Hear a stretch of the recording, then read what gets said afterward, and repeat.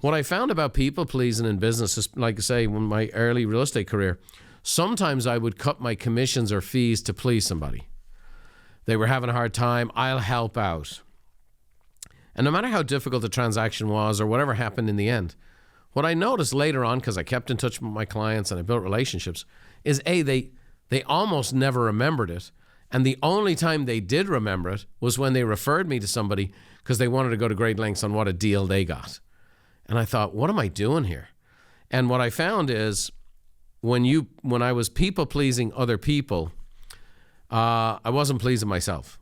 And so that's not a great spot to be in.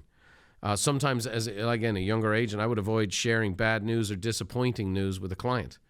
Eventually, as a pro, you go through those experiences. And I'd be on an appointment and the client would have an expectation that their house would be worth X, and I knew it was worth Y. And I'd look them straight in the eye and said, I'd rather disappoint you tonight than let you down 6 months from now.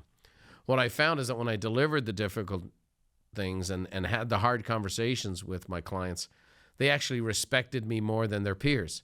Or they'd had someone on an appointment an hour before me who told them all the things they thought they wanted to hear.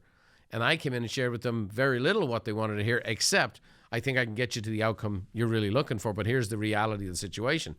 Tough markets or changing markets, high interest rates, foreclosure markets, whatever it was, people wanted somebody to trust. And so what I found is that whole dynamic of being respected is more important than being liked.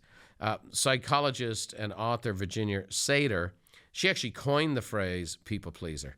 And she said, a people pleaser often feels that they have no value except for what they can do or be for another person. Now, we're going to talk about value later on, but never a truer word was spoken than that.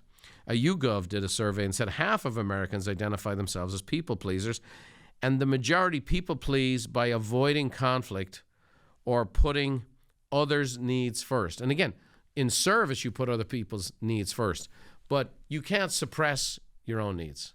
And if you continually do it and don't have your needs met, eventually people pleasers become resentful. So that's no good at all. Thanks for watching. If you want more tips on how to think, feel, and do better, check out these videos too. Oh, by the way, don't forget to subscribe to the channel and leave us a like if you enjoyed the content.